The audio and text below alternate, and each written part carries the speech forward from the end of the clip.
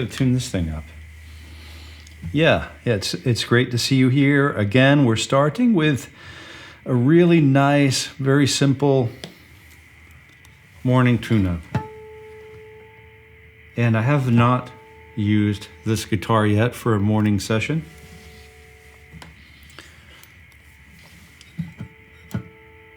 So this is a real privilege because I really enjoy this guitar.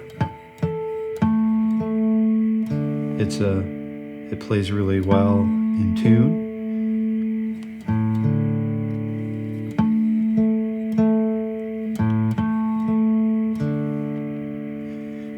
And it's a very interesting voice for a guitar. We're talking about mahogany back and sides and neck on this one, so for all you fans of tone, of talking tone, this is going to be something that I think maybe you can enjoy. We can talk about a little bit. And I wanted to just introduce you to our friend, Mr. Metronome, and Ms. Metronome, Miss and Mrs. Metronome. Mr. Metronome. Oh, maybe the D string went too far there.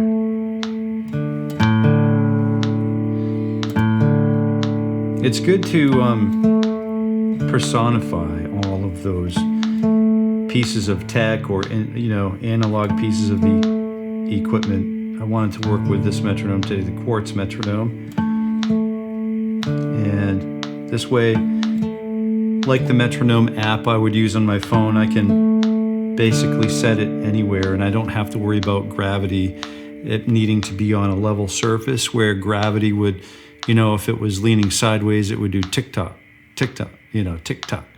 It's not something that we really want to have to be concerned about unless we have a nice desk installed in our practice session, practice area, studio, corner, nook, favorite chair. A well-lighted room is good for practicing because we get to see all of the things that we need to see, and then when we use good light, it offers a high. Our eyes perceive a high. As long as it's not too much light. There's a high contrast ratio, and we can code the shapes that we need to code faster. Comprehension goes up. So if the practice, I don't have any cited sources ready for you, but that's just what I've gathered over the years. And if you would like to have some cited sources for that comment, I think we could probably work to find some. Really understanding why it is, what is the best possible thing we can do to encourage growth, our own growth and development.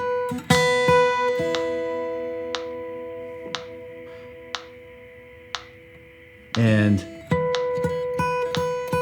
stick-to-itiveness. We had a really great session yesterday. I think we had something like 30 likes, which is, we're setting milestones here. We're achieving goals.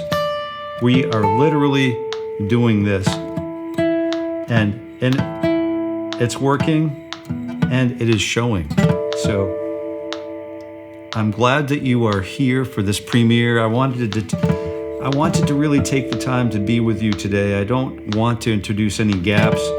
If it's in my power to prevent it, I will continue to keep this live streak alive and unbroken. 5 days a week for the span of 1 year can be quite a commitment, and I'm not asking you, I'm not trying to sort of guilt you into it or feel like you need to be part of it every single day that we're live at 7:30 a.m. Eastern Standard Time. But I am interested in encouraging some level of consistency, which only comes through. Yesterday in our live stream we talked about it, and that was self-discipline. The self-discipline is going to be that thing that we grow to really develop and appreciate in each step or milestone of development for our own purpose of individual sovereignty. We have those ideas that we can formulate. We have those ideas that hopefully are to serve a goal. Like, for example, if you wanted to win Winfield, the national flat picking competition in 12 months' time, what would you do? Would you write out a daily schedule? I don't know. What are the goals in your life? That's important. So we're moving quickly through, because it's Tuesday now, I'm moving quickly through this warm-up sequence. We're not ever adjusting 60 beats per minute, but you can hear I'm doing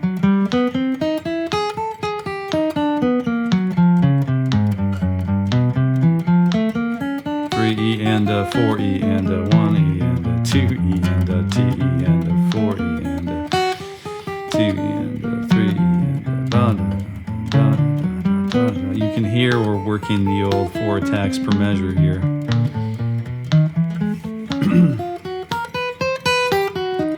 And usually Monday mornings we like to start with quarter notes or eighth notes. We don't typically start right away with 16th notes because sometimes you're just showing up and you're just arriving. The guitars, we went through a brief tuning process, and I know it was notably quicker than it was yesterday.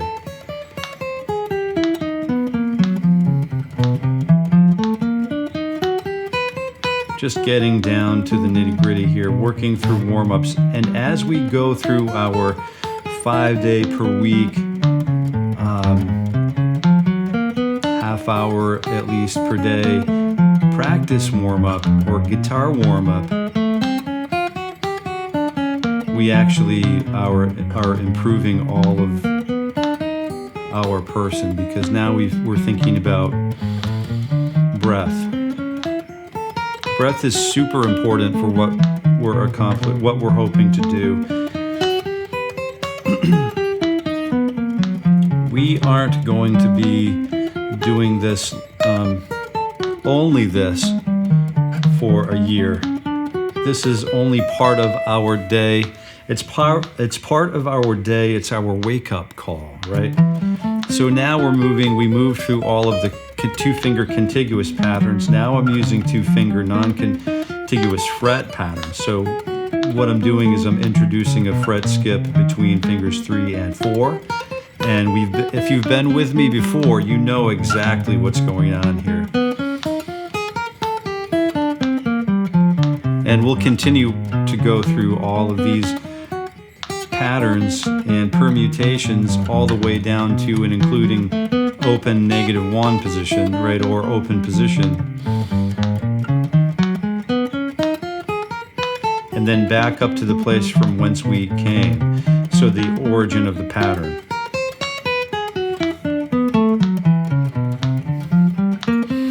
And if I notice any tension in my body anywhere, I'm going to work immediately to kind of reconcile that. And we did fingers 3 and 4, now we're using fingers 2 and 3.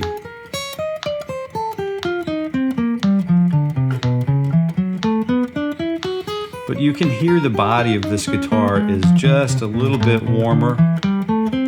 It's a bear claw spruce top, so it's got this really nice sort of bear claw pattern.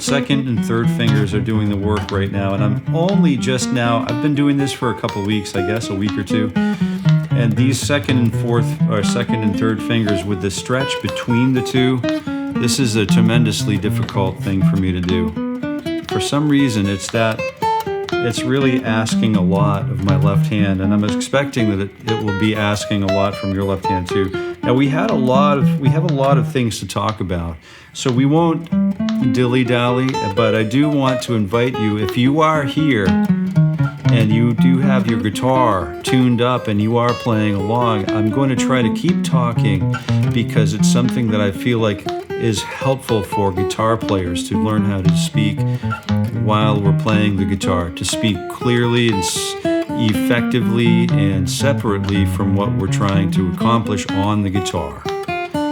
So I think that's a skill that's very valuable, especially to those of us who might be interested in starting our own guitar channels, Alex, and others who are here, hopefully watching today. I know it's a little bit, the format's a little different, and it's a little bit more, there's a little bit more effort happening here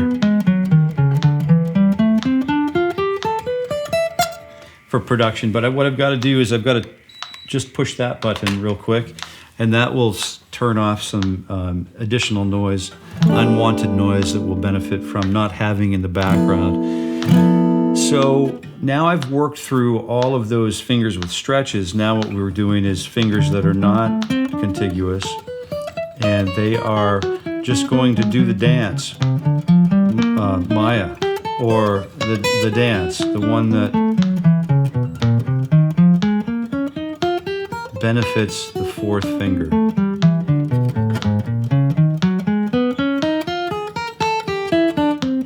I'm going to, on the way that I'm the ascending pattern here, I'm going to encourage us to just do long tones.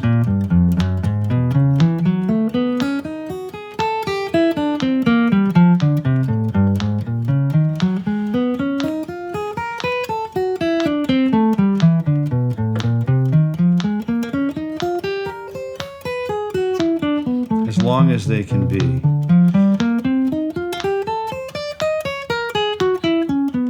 And really maintain and focus on, I was going to say right hand, but it's not. It's pick hand control.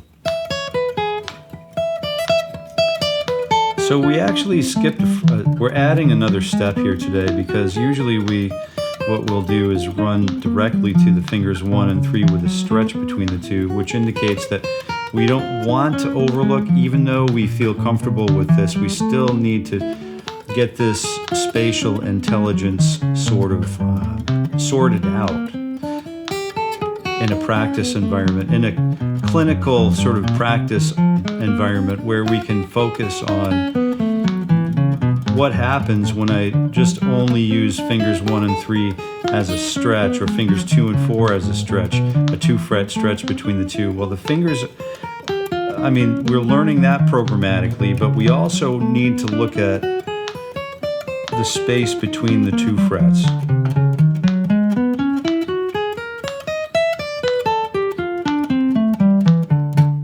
So that being said, fingers 2 and 4 are now being employed to just do the good work that they're intended to do. So the fourth finger, if you have 4 fingers, if you only have 3 fingers, feel free to hang out just for 1 second, 1 moment, while we descend to position number 1 or -1, because finger 1 is functionally going to be behind the fret, behind the nut, just for that 1 moment. And now we're on the ascend, focusing really a great deal on evenness and tone. And we want the left hand to focus on sounding like, if you weren't watching, we would not be able to listen to or perceive the change from one string to the next.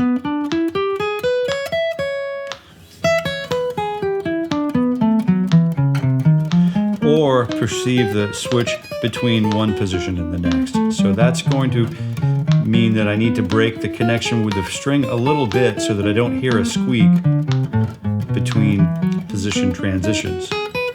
Position transition. Yep. Definitely a great name for a shred metal album. Or a legato album, you know. I had a friend yesterday was talking about being studying legato on an acoustic guitar. Let's take a look back at that. Who was that?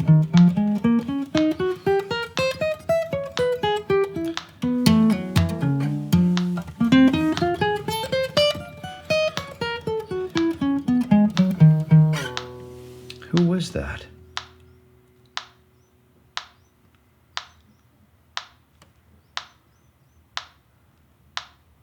Wow, we got a lot of comments, a lot of great comments yesterday.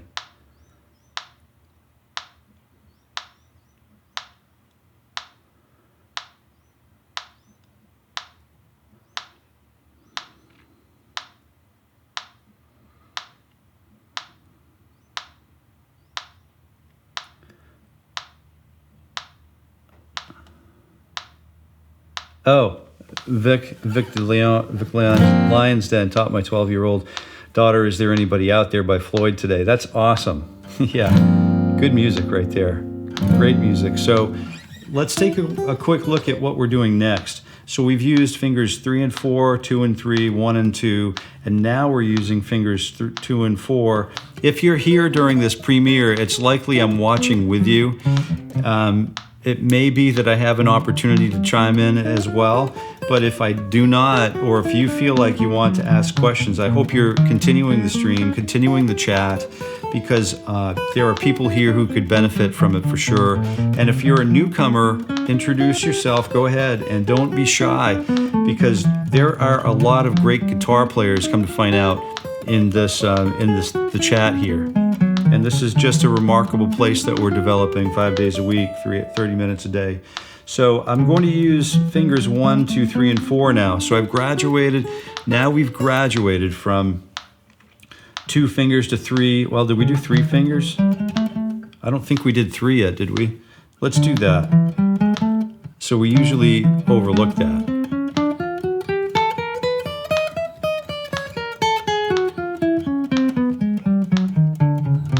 And the reason we're doing this is because we definitely want to feel that 4th finger. We want to feel that 4th finger as a member of the family, the fingering family here, the fretboard family. Yeah. Capable of passing the gravy, you know.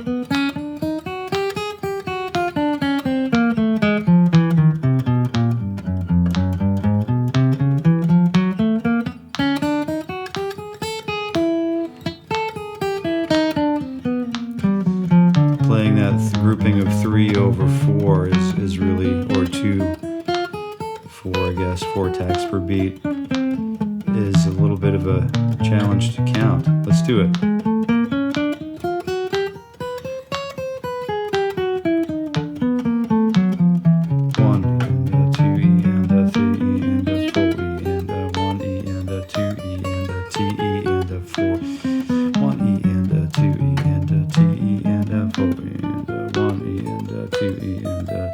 Good. Let's do the same thing with fingers 1, 2, and 3.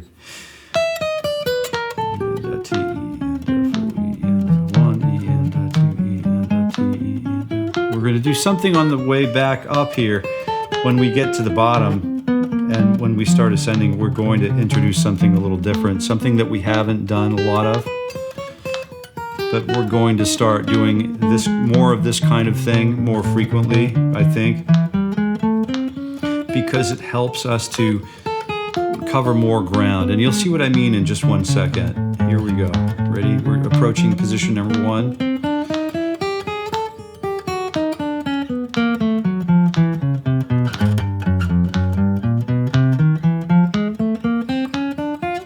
Now when we start approaching back up to the top of this, I'm doing another thing. One thing that I'm doing that I don't normally do is I'm going to place a tambourine underneath my left foot, and I'm going to use that to stomp. So I'm going to try to hit the downbeat. It might be annoying for you, but just see if I want to try to approach this, practicing this.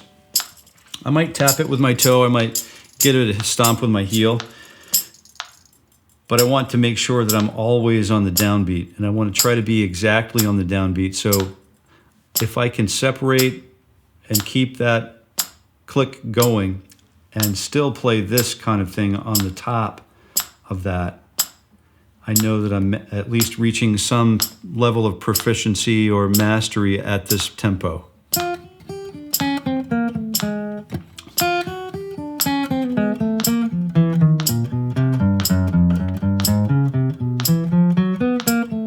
So what I'm doing is I'm trying to talk and observe my foot and then still maintain that click track here with a new technique that we're using, a descending pattern, and then we're getting the fingertip. I'll explain it in great detail once we get to the end, but we're actually going up and down. We're suturing our way through, or sewing our way through the vertical string set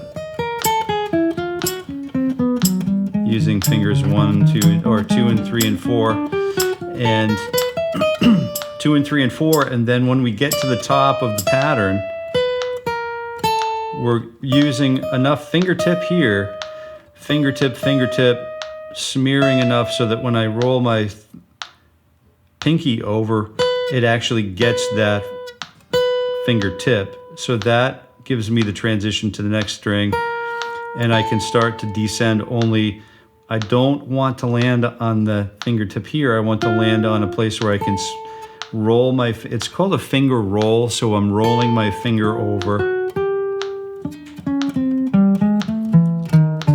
from string to string.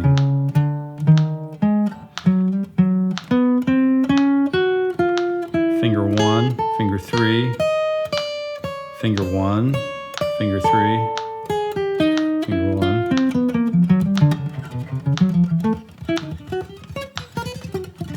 That kind of stuff. So that's what we're doing with that. Okay, I don't want to marginalize that, but I think it's important to move on here and not get too sort of stuck on one area. This is one area that we would take an entire day, an entire practice session to sort of absorb. So I just wanted to introduce that sequence to you and share that with you, because if you do want to work on that in your own time, you are absolutely more than welcome.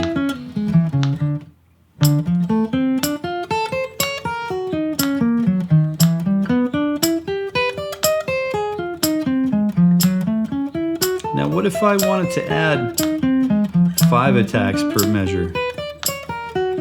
Could I just go into it, from these 4 attacks per measure? Let's try it.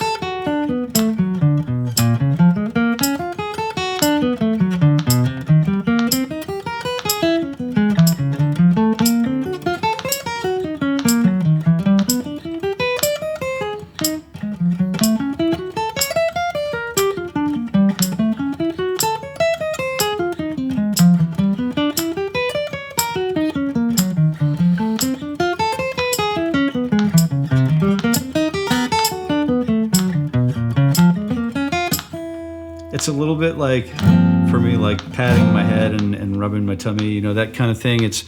There's a little bit more going on there, so it requires a little bit more processing power, which tells me it's one of those things that I could practice more frequently, practice in quintuplets. Now, I'm going to also do this other sequence that we normally do,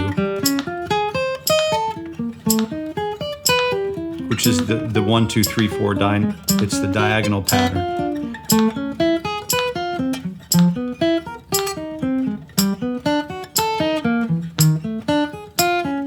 Then we're ascending. Then we're continued to ascend. 4, 2, 1, 2, 3, 4, 1, 2, 3, 4, 4, 3, 2, 1, 4, 3, 2, 1. Ascend, descend, ascend, descend. And that's the pattern that is. That's a good one. I do this on all 4 strings.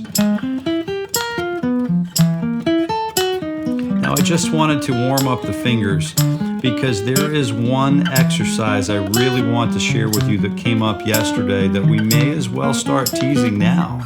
Because if we don't, it could be forever before we just get to it. Do you know what I mean? So we may as well start introducing these things.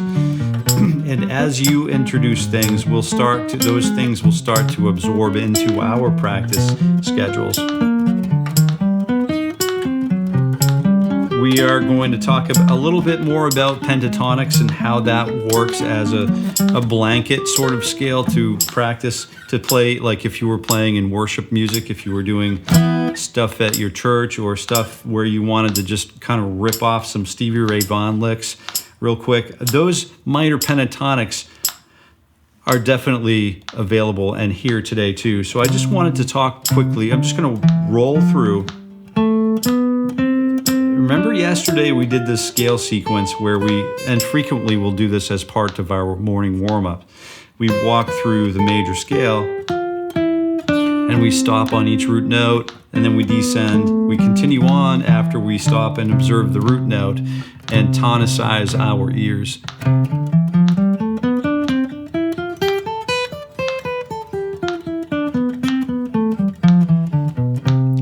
Yesterday, when we typically will run that through the cycle 4, right? We'll run it through sequencing and all of that stuff so that we can practice all of the pieces that we need, right? So today I wanted to show you what I would recommend is patternizing those, not only just ascending and then descending the scale patterns, but it's so useful. And it's not like we don't already have enough, and I don't want to lay it on too thick because this one scale has 7 different modes, as you know, which means I need to learn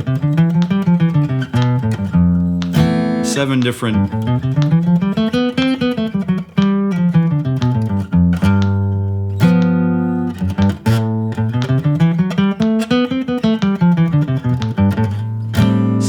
modes for each one of these scales.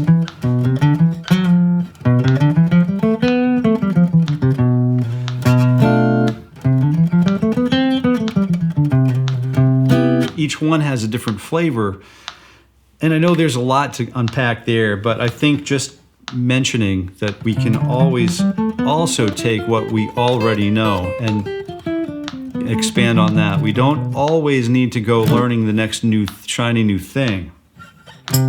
We have stuff that we've been working with, and we can continue to develop that. As we continue to develop this, it also informs our other approaches. So, okay, what I mean by that is instead of just ascending and descending in a linear fashion, we can still going to be linear as we have one note coming after the next note, coming after the next note, and all of that stuff. But it's not going to be straight up and straight down. What we're going to do is patternize. We're going to start with thirds, then fourths, then fifths, then sixths, then sevenths, and then maybe octaves if you want to. But so what I'm going to do is I'm going to continue to ascend the scale, linear fashion. But in the middle, I'm going to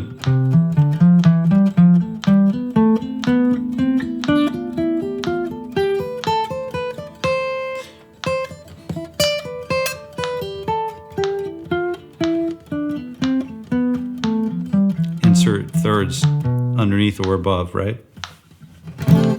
So that's important.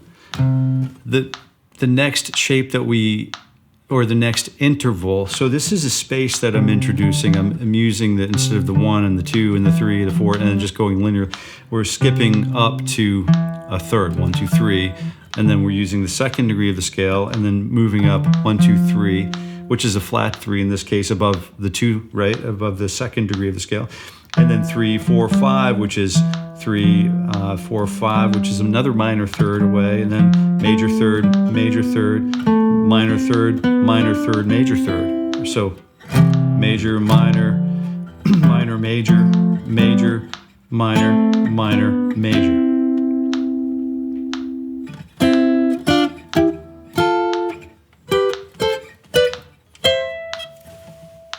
Right. Now, instead of using the 3s, I'm using 4s as the interval of choice.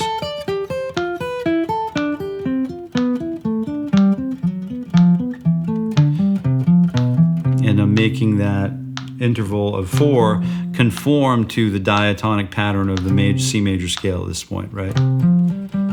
So C up 1, 2, 3, 4.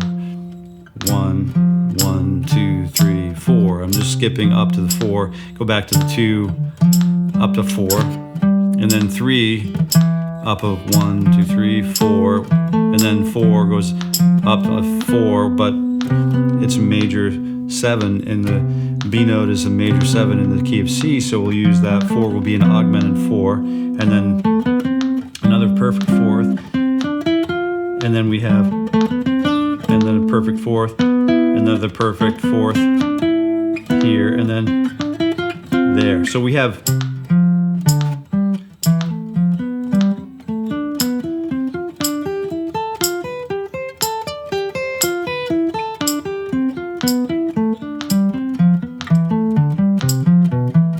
and that roll that we talked about, that finger roll, I'm fasting now, so now all of a sudden I'm hungry. I'm thinking like ham salad or chicken salad, tuna salad, roast beef, Italian finger rolls. I'm a little hungry. So, but we are thinking that finger roll. We've got this nice, second finger, for example, will roll. Fourth finger, for example, will roll. First finger's rolling. Second finger's, handing it off to the third finger. Fourth finger rolls again.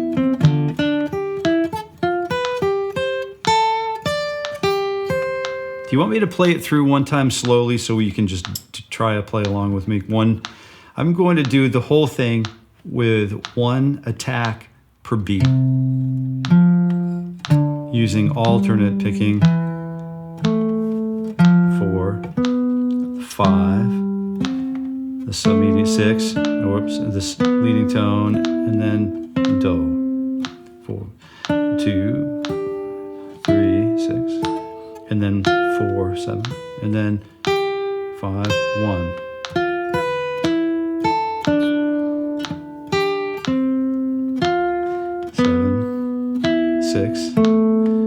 And then 5, 4, and then 3, and then 2, then 1, and then 7, because we can, and then there we have it.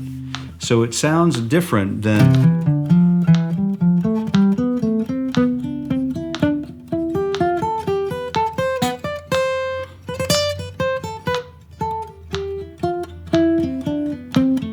threes, doesn't it?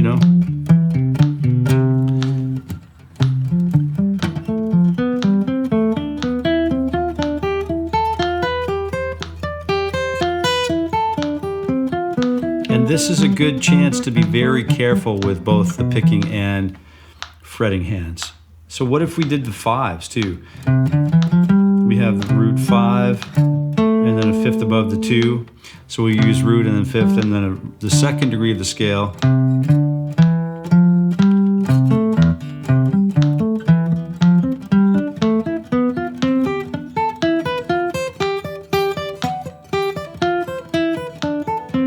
Oop.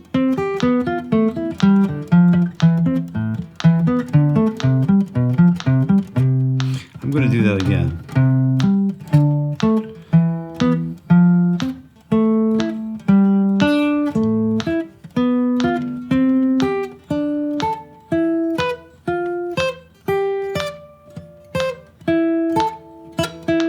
There it is. That's the 5th that I was missing last time.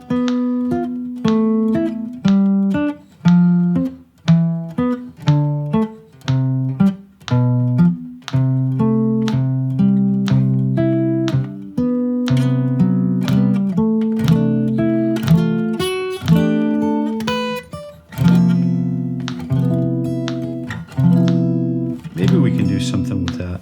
How about 6s? I bet 6s would be another nice one to know. So we're playing the scale, but between each scale degree, between the rise of each scale degree from do to re to mi, fa, and so on, we insert the 6 above it.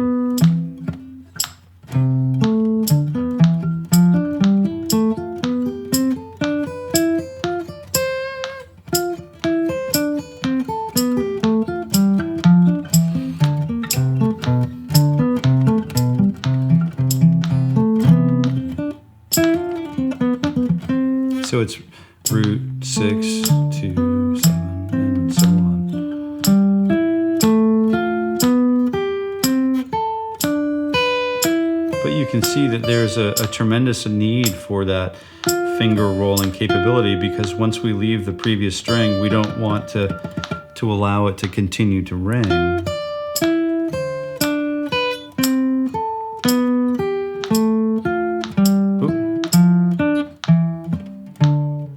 And a lot of this has to do with being ready to transition from one string to the next, on the especially on the descending pattern.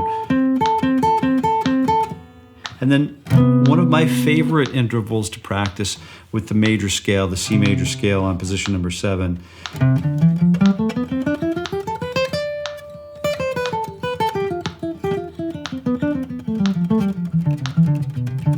is this one right here. Sevens, right? 1, 2, 3, 4, 5, 6, 7.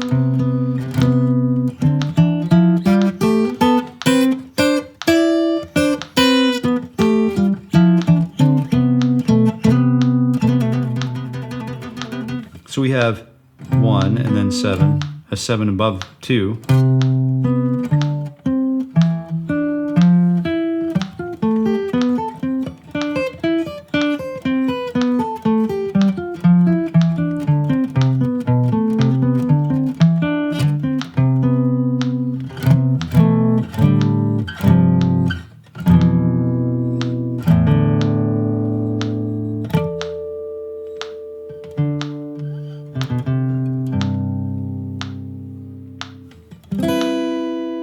Yeah, just so much ground to cover with the guitar, isn't there? You know, and I hope if you have questions, I hope that you you certainly are asking those. And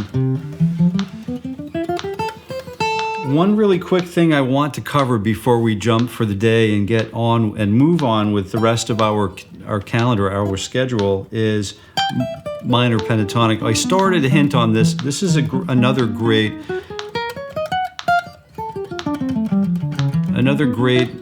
scale pattern to playing across the guitar neck as a warm-up technique, because you know it's so well used on the guitar, and we should probably have a version of it that's eventually up to speed that we could just burn right through.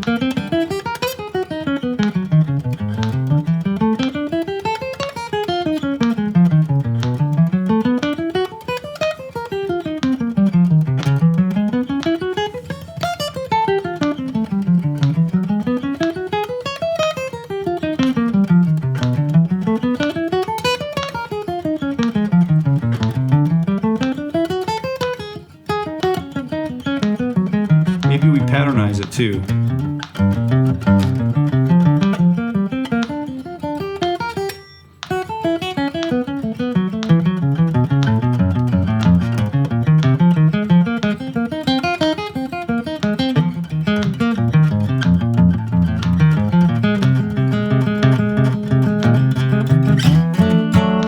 So what happens with that when we get to why are we doing that, right? So we'll come right back to that. I just want to jump over here to remember how we patternize these things.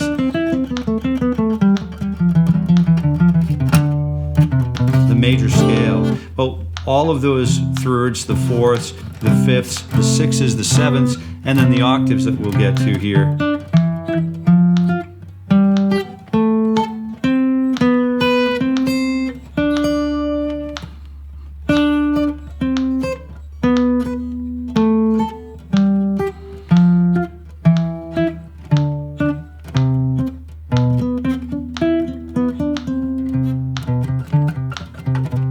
We can use those ideas through all of the cycle 4 sequencing. Do you follow what I mean? So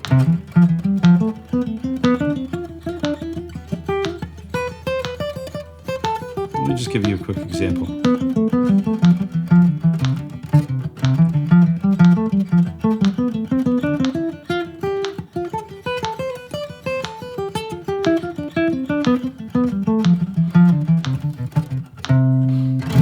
We could also use that in F, right? C, B, A flat, B flat, E flat, A flat, D flat, and so on. And so G flat and B, right? So we would use that same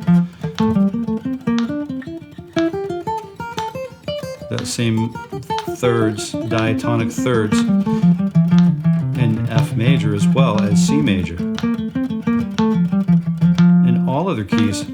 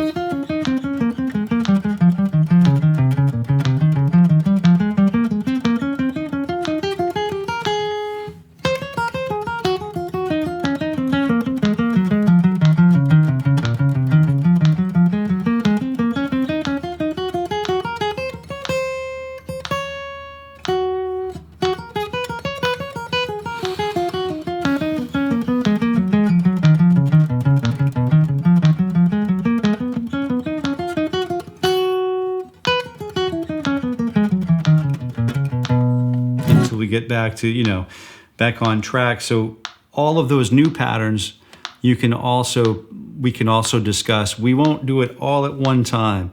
It takes a little bit of time to get these under the fingers and to get these into the practice sequence, but this will become part of our morning ritual, our morning warm-up situation. Now I wanted to talk quickly about just what happens after we're warmed up. Do we allow ourselves some discovery time? My answer is frequently, yeah, of course, yeah, why not? So I'm thinking this little riff I wanted to develop, but I've got to get it lined up with the metronome. I don't really want to change anything from 60 beats per minute, so it's still 16th note grid. 1 E and a 2 E and a 3 E and a 4 E and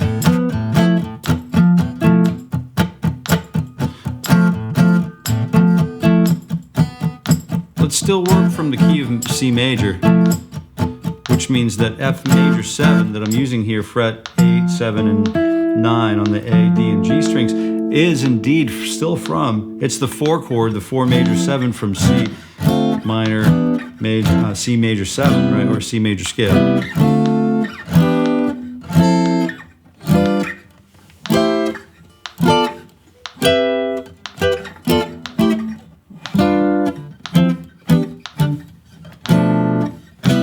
Good. All right, so we have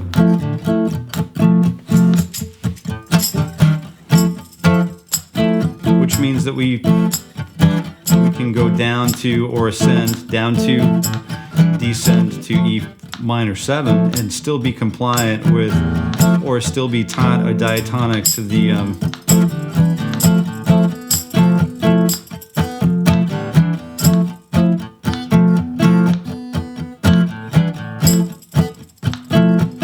diatonic to the C major scale.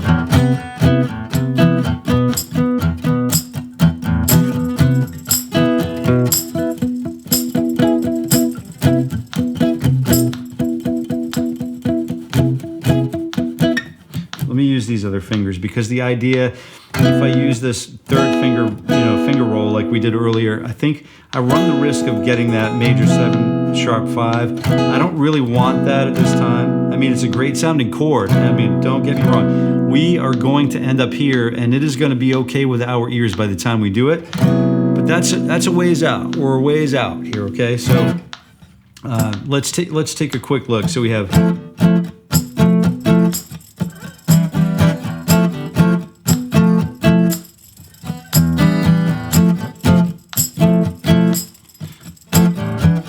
Get this riff if you want it, just warming up, just creating a little riff for us to kind of keep in our minds, or if you have a looper pedal, even better. I'll make sure and put a link in the description if you don't have one.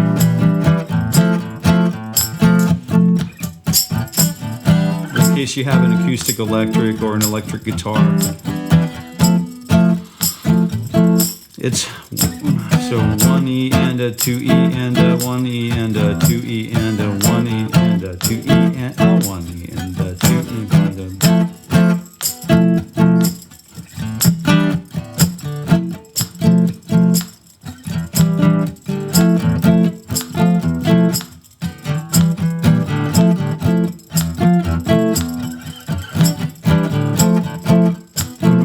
see it's a little different.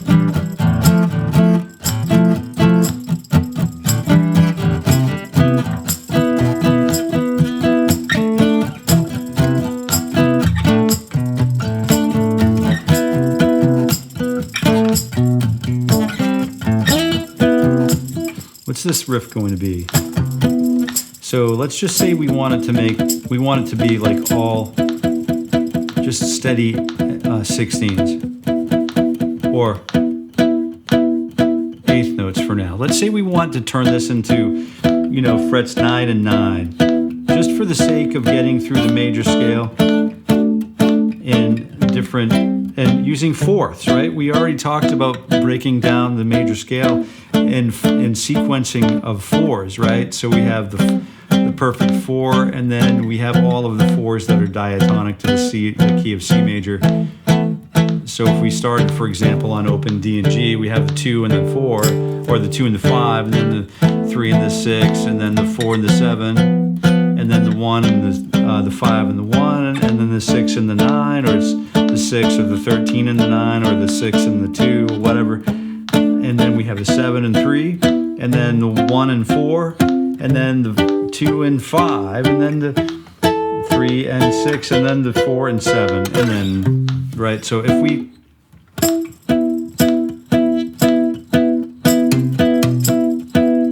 could use hammer-on patterns, that way we're actually able to maintain that steady right hand, like palm mute. Like, let's say it's a heavy palm mute here, but I'm only palm muting those 2 middle strings. I'm definitely staying away from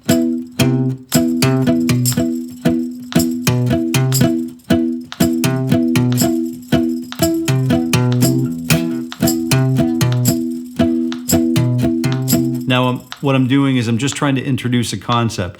We don't need to stay with those. We could play fingers 3 and 4 to grab that. So this is some very, very interesting stuff, right? This could potentially blow your guitar playing wide open, right? And if maybe we work toward this end a little bit over the next year, but I'm also trying to do things that aren't necessarily traditional, like the Tim Henson's, and then the Joe Satriani's that tap, the two-handed tapping, chord sequencing, and Andy McKee. Let's see, who else is doing this? The guitar players doing this kind of work are all over the place, and this is how we start to begin unlocking it. What we're trying to do is separate the guitar.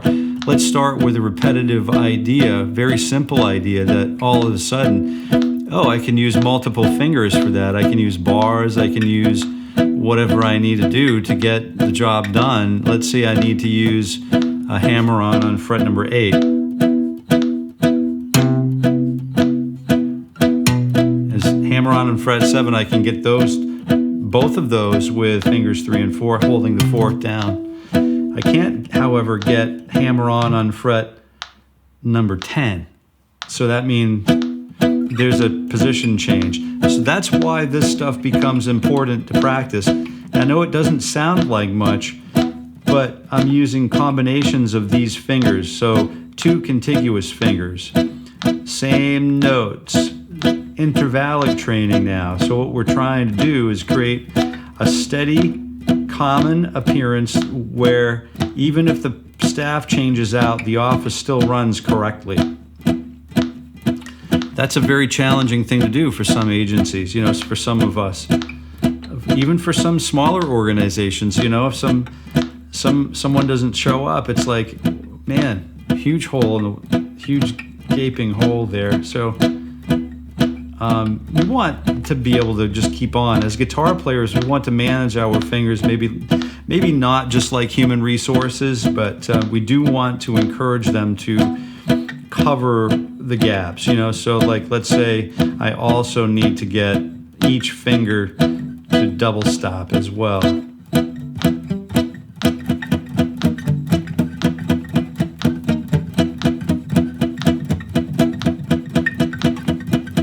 Can I perceive a difference? Can I perceive that there's any change at all? So that opens the gap for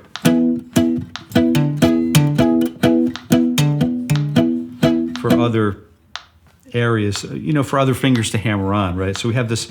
Let's try it. Well, let's try it again without smashing like a bullet in a china closet.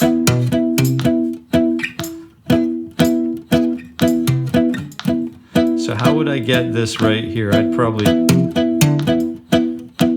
use the middle finger, or I could use fingers 2 and 3 to get that C and D, right?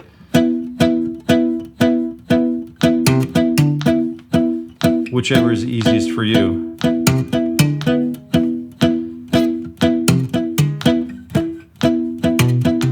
All right, let's see what happens.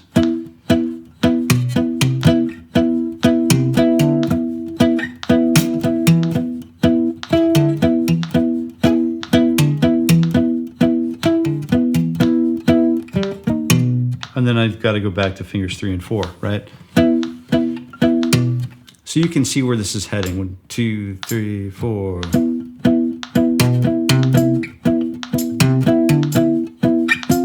Oop.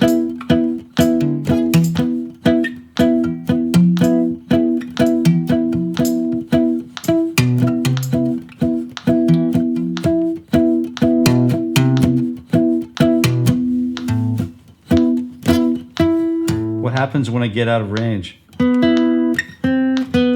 I can move those 4s here too.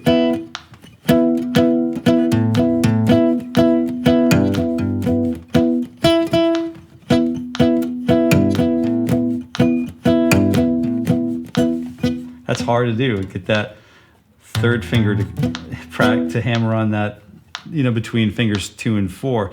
So those, we find areas just by exploring the guitar and doing our own research, we find new areas of where we could promote practice around problem areas. But the trick is, you know, just keep doing what we're doing, identify the problems, and then just working here in the mornings from 7:30 to, like, you know, 8 o'clock or 8:30 in the morning is a great spot, because we do quite literally walk through entire warm-up sequences.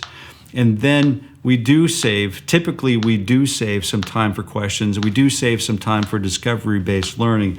And to me, this is a great place where I've been wanting to be on the guitar, like, once again, for some time now. And so,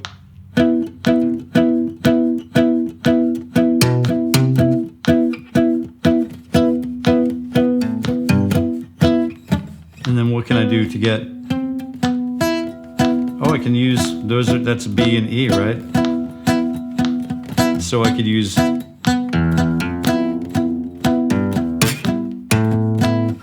all of that open string stuff. Just be careful, because the high E and B strings palm mute at a different weight than the other strings, right?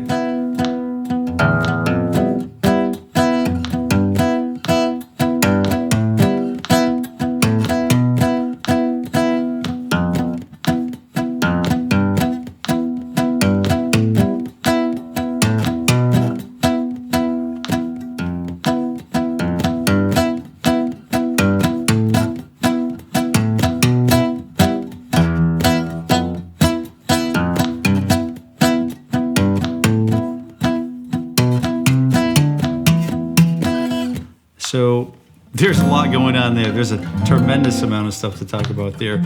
I hope this session was practicing along for you. I think it was practicing along for you, and I hope that you enjoy what you're doing, and I hope you enjoy what you're doing here. I hope you contributed. I hope you were able to contribute a few questions, a few comments, a few moments of your time to continue this live streak, where we are going live 5 days a week from 7:30 a.m. Eastern Standard Time for about a half an hour. Sometimes we run over. Maybe we ran a little bit over today. Maybe we'll run over again. But we typically want to be at a half an hour run time.